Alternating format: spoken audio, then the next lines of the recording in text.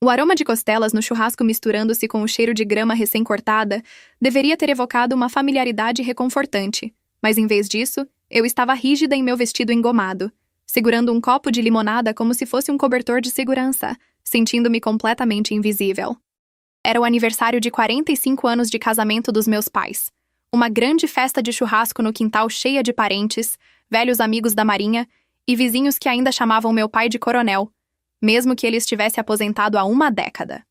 Ele estava em seu elemento, contando histórias de guerra pela 100ª vez enquanto as pessoas se aglomeravam ao seu redor como discípulos em volta de uma fogueira, enquanto minha mãe flutuava entre as mesas, reabastecendo bebidas e sussurrando os nomes esquecidos dos convidados. Eu era apenas a filha com um emprego na área de tecnologia, a que sempre perdia aniversários por causa de algum projeto misterioso. Observei meu primo Brett exibindo sua medalha de condecoração de um recente exercício de treinamento, e meu tio lhe deu um tapa nas costas tão forte que consegui ouvir de longe, exclamando: "Agora, esse é um verdadeiro soldado. Tropa de combate. Serviço de verdade." As pessoas zumbiam ao redor deles, ansiosas para fazer perguntas, mas ninguém nunca perguntava o que eu fazia, e, para ser honesta, eu havia parado de esperar que perguntassem, porque já tinham construído uma versão fácil de digerir sobre mim. Emily trabalha com computadores. Essa era a frase que meu pai sempre usava, explicando tudo e nada ao mesmo tempo. Como se computadores não pudesse significar nada além de consertar impressoras ou decifrar satélites inimigos, fazendo-me parecer alguém que apenas ajusta roteadores para suporte técnico. Eu deixava passar todas as vezes porque, no meu mundo, o verdadeiro mundo, o silêncio não é apenas uma preferência, é sobrevivência. Eu sou Emily Carter, e para minha família sou uma solteirona de 38 anos que nunca chegou a muito, mas para o Departamento de Defesa, sou a General de Brigada Carter, comandante da Força Tarefa Conjunta Ares, supervisionando as capacidades cibernéticas ofensivas da nação. Ganhei minha estrela há 3 semanas, promovida em uma cerimônia secreta dentro da sala de situação, e não contei para minha família, porque para eles, patente é sobre gritar e atirar. E se você não tem lama nas botas, você não está realmente servindo. Eu estava perto da mesa dobrável, fingindo ouvir minha tia falar sem parar sobre o mercado imobiliário da Flórida, mas meus olhos continuavam a se desviar para meu pai, rindo com seus antigos companheiros de equipe, mais alto e mais orgulhoso a cada cerveja. Eu costumava querer que ele olhasse para mim daquela forma, mas agora não tinha certeza se queria ser vista, preferindo a camuflagem da mulher competente, enquanto meus sobrinhos corriam com pistolas d'água, gritando com a alegria que apenas açúcar e verão podem criar. Em um certo momento, um vizinho perguntou se eu ainda estava fazendo aquela coisa de planilha. E eu ri educadamente e disse, algo assim, porque era mais fácil do que explicar que na semana passada, planilhas envolviam redirecionar os sistemas de orientação de um enxame de drones hostis sobre o Pacífico. Naquela multidão, eu não era a General Carter. Eu era apenas Emily, a garota que nunca trouxe um namorado para casa e não entendia o serviço militar real, já que para eles, valor significava volume, não silêncio por trás de um firewall classificado. Olhei para cima enquanto meu pai levantava seu copo, se preparando para um de seus famosos discursos, e sabia como seria. Um brinde à minha mãe, uma piada sobre a vida no exército e, inevitavelmente, uma alfinetada sutil na filha quieta com um emprego silencioso. Eu me preparei, não por medo, mas por puro cansaço, e enquanto todos se reuniam ao seu redor, com os olhos brilhando de admiração e nostalgia, eu fiquei na parte de trás da multidão. Uma parte de mim queria desaparecer, mas outra parte, a parte enterrada, estava calculando. Não por despeito, mas por instinto puro, pronta para o que viesse a seguir. Na minha realidade, a invisibilidade é frequentemente a maior força que alguém pode ter, mas ser subestimada, isso sim é uma vantagem estratégica incalculável. Quando meu pai levantou seu copo, todo o quintal caiu naquele silêncio reverente e familiar, dominado pela presença magnética e imponente de um coronel que atrai todos ao seu redor. Ele começou elogiando minha mãe como a âncora de sua vida, antes de seguir para seu tópico favorito, o serviço militar. As histórias fluíam, suaves e desgastadas de décadas de recontos, variando de batalhas no deserto a decisões críticas que salvaram seu pelotão, enquanto seus amigos acenavam com orgulho e eu o observava florescer sob a admiração deles. Era uma versão dele que eu raramente via em casa, mas que eu conhecia de cor. De vez em quando, olhares curiosos se desviavam em minha direção, perguntando silenciosamente se eu estava orgulhosa, e eu forçava um meio sorriso. Era mais fácil do que confrontar se eu realmente já me encaixava no mundo que ele prezava tanto. Sentia a mudança na atmosfera antes mesmo de ele abrir a boca para o habitual trocadilho, uma piada que aliviava o clima às minhas custas.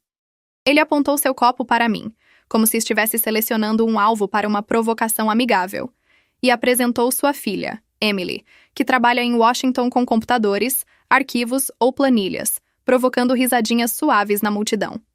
O golpe final veio com a insinuação de que nem todo mundo está preparado para o trabalho de verdade, e alguns apenas precisam aquecer cadeiras enquanto outros fazem o trabalho pesado.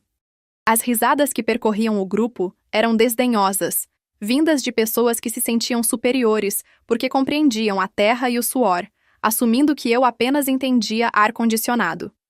Minha mãe olhou para o chão, e eu senti o calor subir no meu pescoço, mas não me movi. Anos de treinamento me ensinaram a permanecer absolutamente imóvel sob pressão. Ele ria de sua própria piada, dizendo que eu mantinha a família com os pés no chão ao atender telefones, sem saber que 12 horas antes eu estava em uma ligação de vídeo segura com os chefes do Estado-Maior, autorizando uma contraofensiva contra um botnet patrocinado pelo Estado que tentava colapsar o sistema de controle de tráfego aéreo nacional. Ele não sabia que o pessoal de apoio de que ele zombava tinha a autoridade para mobilizar recursos em 3 hemisférios, mas como eu não podia revelar nada disso, apenas sorri e concordei gentilmente que alguém precisava manter os arquivos em ordem. Ele sorriu, satisfeito em me colocar de volta na minha caixinha segura e silenciosa. A maioria das pessoas visualiza o militar como botas no chão ou jatos no céu, mas meu campo de batalha é uma sala fria e sem janelas na Força-Tarefa Ares, a ponta da lança do comando cibernético, onde meu trabalho não é consertar impressoras, mas encontrar padrões no caos e detectar ameaças antes que se materializem totalmente. Não usamos balas, usamos código e guerra da informação, como quando identifiquei uma sondagem cibernética disfarçada visando a infraestrutura naval em Guam. O que parecia ruído era a assinatura de um ataque de guerra eletrônica projetado para cegar nossa rede de satélites, e neutralizamos isso antes que pudesse se espalhar, garantindo que toda a frota do Pacífico permanecesse online, provando que o verdadeiro poder frequentemente opera em absoluto silêncio. Não havia manchetes nos jornais, nem cerimônias de medalhas no gramado da Casa Branca. Apenas uma discreta comenda presidencial e um novo perfil de ameaça arquivado sob protocolos de segurança. É assim que as vitórias se manifestam no meu mundo, silenciosas, cirúrgicas e invisíveis. Um lado que minha família nunca testemunhou. Para eles, sou apenas a filha reservada, sempre com o laptop aberto, protegendo a tela de olhares curiosos, e não os culpo por essa visão limitada. Afinal, o que faço não é glamuroso. Não é algo que você posta nas redes sociais ou explica enquanto corta costelas em um churrasco de domingo. Mas isso não torna minha realidade menos tangível. No meu mundo real, ninguém me chama de Emily. Lá, sou apenas general. Meus colegas não se importam em perguntar sobre meu passado, se fui criada por um coronel ou um mecânico. A única coisa que realmente importa é a precisão das minhas palavras. Não abro a boca a menos que esteja absolutamente certa. Passei noites em claro em salas de crise com generais de 4 estrelas, todos esperando por uma única frase minha para decidir o destino de uma frota ou a ativação de uma célula adormecida.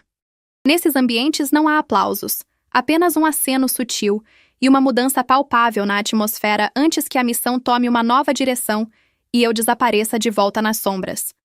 Nesse mundo, ninguém se importa com meu gênero ou minha voz suave. Minha moeda é precisão, e meu poder reside no silêncio. Enquanto no meu próprio quintal sou a garota quieta com um emprego governamental mundano, nas salas de guerra, sou a voz que autoriza o próximo suspiro de todos. Eu costumava desejar que eles entendessem o peso que carrego, mas percebi que o reconhecimento deles nunca foi o verdadeiro prêmio. A missão em si era a recompensa. Eu estava perto da geladeira, enchendo meu copo com gelo, quando tudo mudou. Meu telefone vibrou na minha bolsa, não com uma mensagem ou notificação de chamada comum, mas com um padrão rítmico específico que eu programei. 3 pulsos curtos, 2 longos, 3 curtos, indicando o padrão delta. Meu estômago despencou instantaneamente. Aquele padrão significava um ataque cinético ou cibernético direto à infraestrutura nacional crítica. Eu não peguei o dispositivo imediatamente. Meu olhar percorreu o quintal, observando meu pai contando uma história e minha mãe cortando o bolo, até que a música parou abruptamente. O alto-falante Bluetooth ficou em silêncio no meio da canção, e segundos depois, meu primo franziu a testa, percebendo que seu sinal 5G havia caído. Minha tia comentou sobre a queda de energia, e meu pai, sempre o racional, culpou uma sobrecarga na rede. Mas eu sabia que não era apenas uma queda de sinal, era um desligamento total. Meu dispositivo seguro vibrou mais forte, e ao puxá-lo para fora, a tela escura exibiu uma única linha de texto vermelho. Código 0. Horizonte comprometido. Extração imediata necessária sob autorização do Comando Nacional. Horizonte era o codinome para a rede elétrica da Costa Leste, e alguém havia acabado de atacá-la com brutalidade. Olhei para cima e vi as luzes da rua piscarem antes de apagarem completamente, seguidas pela escuridão em nossa cozinha. Uma onda de confusão percorreu a festa enquanto meu pai sugeria verificar os disjuntores, mas então ouvimos o som. Começou como um zumbido baixo e distante, acelerando como um coração frenético até se transformar em um rugido mecânico agressivo no ar. O barulho intensificou, rapidamente se aproximando. Meu tio perguntou se era um helicóptero de notícias, mas meu pai, com seus antigos instintos despertando, sabia que o som era inconfundivelmente militar. O rugido se tornou ensurdecedor. As árvores balançavam violentamente, e nosso guarda-sol do pátio se despregou de sua base, fazendo as pessoas gritarem e se agacharem para se proteger. Enquanto minha mãe perguntava freneticamente o que estava acontecendo, eu não gritei, nem me estremeci. Calmamente, coloquei minha limonada de lado, peguei minha bolsa e observei a sombra passar sobre a casa. Pairando logo acima do nosso telhado, descendo para a rua, não era um helicóptero de resgate, mas um MH-6 Little Bird tático, vindo me buscar. Se você quer entender mais sobre as camadas invisíveis que protegem nosso mundo e as histórias não contadas daqueles que operam nas sombras, inscreva-se agora e deixe um comentário para acompanhar cada desenvolvimento dessa realidade oculta. Era pequeno, ágil e coberto de antenas. O helicóptero cortou o céu, soldados pendurados em seus lados, armamentos pesados presos em seus peitos. A aeronave inclinou seu nariz agressivamente e pousou bem no centro da nossa rua, levantando uma tempestade de poeira e cascalho que temporariamente cegou a todos. "Todo mundo para dentro!" Meu pai gritou, gesticulando descontroladamente. "Fiquem longe das janelas!" Ele me viu indo em direção ao portão e rugiu, exigindo saber o que eu estava fazendo, me ordenando a voltar imediatamente. Eu ignorei a ordem. Destranquei o portão e pisei na entrada enquanto 3 homens saltavam da aeronave antes mesmo de seus esquis tocarem o asfalto. Eles não estavam em uniformes padrão, mas sim em equipamentos táticos de ponta. Capacetes balísticos, visão noturna e sem insígnia. Eram operadores de elite, fantasmas. Eles correram em nossa direção, armados, varrendo a área. Minha família congelou na varanda, e meu primo Brett, o suposto herói, parecia prestes a desmaiar. Meu pai estava lá, com a boca aberta, incapaz de processar a cena. O líder da equipe ignorou todos os outros, caminhou direto através do caos e parou a 1 metro de mim. Ele bateu os calcanhares, o som ecoando no silêncio repentino, e fez uma saudação perfeita, gritando "General Carter!" sobre o zumbido dos rotores. A cabeça do meu pai se virou para mim. "General!" Eu retornei a saudação, calma e precisa, com a memória muscular do comando, e pedi o relatório. "Senhora!" o operador gritou. "Skyline está fora. A rede está desligada de Boston a Washington, e os protocolos de continuidade do governo foram iniciados." Ele me entregou um tablet seguro, informando que a mala nuclear estava em espera e eles precisavam da minha chave biométrica, já que eu era a única autoridade ativa. As palavras pairaram no ar como fumaça. Mala nuclear. Contra-ataque. Autoridade. Minha mãe ofegou e meu irmão deixou cair a espátula em choque. Peguei o tablet, escaneei meu polegar e a tela piscou em verde. Confirmei que a aeronave estava segura e ele me assegurou que tínhamos uma linha direta com a Casa Branca e que decolaríamos em 60 segundos. Eu acenei com a cabeça e me virei para meu pai. Ele estava pálido, seu olhar oscilando entre o helicóptero, os soldados aguardando minhas ordens e eu. Naquele segundo, ele percebeu que tudo o que achava que sabia estava errado. A burocrata, a menina da TI, a filha de quem ele havia zombado, não era o apoio, Ela era a arma. Aproximando-me dele, chamei sua atenção. Minha voz não era mais suave, mas a voz do comando da força-tarefa conjunta. Ele me encarou tremendo e sussurrou em descrença. Você é uma general? General de brigada, eu corrigi. Promovida no mês passado. É confidencial. Olhei para a cerveja que ele segurava e sugeri que a colocasse no chão, lembrando-o em uma voz fria que ele estava se dirigindo a uma oficial superior. Foi mesquinho e arrogante, mas foi o momento mais satisfatório da minha vida. Instintivamente, 30 anos de disciplina antiga tomaram conta.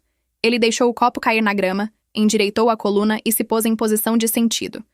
Tremendo, ele me saudou, um coronel aposentado saudando sua filha.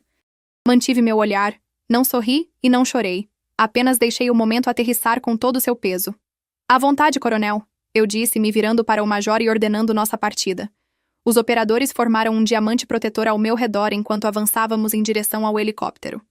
Subi no esqui do pequeno pássaro metálico, coloquei meu fone, abafando o mundo, e olhei para trás pela última vez. A festa estava em silêncio, o churrasco esquecido. Se você quer acompanhar o desenrolar dessa missão e não perder nenhum detalhe estratégico dessa nova realidade, inscreva-se no canal agora e assegure seu lugar na linha de frente para futuras atualizações. Os olhares da minha família queimavam em mim, não com reconhecimento, mas com a admiração reservada para um estranho perigoso que sempre esteve ali, camuflado à vista de todos. Ativei minhas comunicações, confirmando a segurança do ativo, e ordenei uma rota imediata para o Pentágono, porque uma guerra invisível precisava ser travada, e não havia tempo para despedidas. À medida que o helicóptero ganhava altura e fazia uma curva acentuada sobre os subúrbios, deixando para trás a fumaça e o julgamento tácito daquele quintal, meu foco estava unicamente na rede elétrica que precisava ser salva, plenamente ciente de que não havia mais segredos sobre seus protetores. 3 dias depois, com a crise resolvida e o ataque neutralizado, eu estava de volta ao meu escritório, carregando o peso de 72 horas sem dormir, quando uma mensagem de um remetente civil apareceu na minha caixa de entrada. Era meu pai. Uma mensagem curta e direta, sem linha de assunto, simplesmente afirmando que desejava entender a natureza do meu trabalho. Eu encarei a tela por um longo tempo, não com emoção, mas com o distanciamento analítico de quem estuda um relatório de campo. Não havia desculpas, nem tentativas de conversa casual. Apenas a curiosidade técnica de um oficial aposentado que finalmente percebeu que o velho mundo havia desmoronado ao seu redor. Houve um tempo em que essa frase teria sido minha redenção, uma oportunidade de ser vista e validada. Mas essa necessidade se dissipou no exato momento em que a aeronave decolou, e percebi que a paz não era algo que ele poderia me oferecer. Decidi não responder, entendendo que ele não estava buscando uma conexão paternal ou um relacionamento, mas sim acesso a um nível de operação com o qual ele não estava familiarizado. E eu havia aprendido da maneira difícil que o acesso a mim é conquistado, não presumido. Movi o cursor e cliquei em arquivar, guardando aquele e-mail como uma antiga medalha em uma gaveta trancada, um registro histórico de algo que finalmente chegou, mas tarde demais para importar. Voltei minha atenção para os monitores, brilhando em verde, indicando que o mundo estava seguro, e pela primeira vez, o silêncio da sala não me incomodou, porque eu sabia exatamente como minhas ações haviam ressoado para garantir aquele silêncio.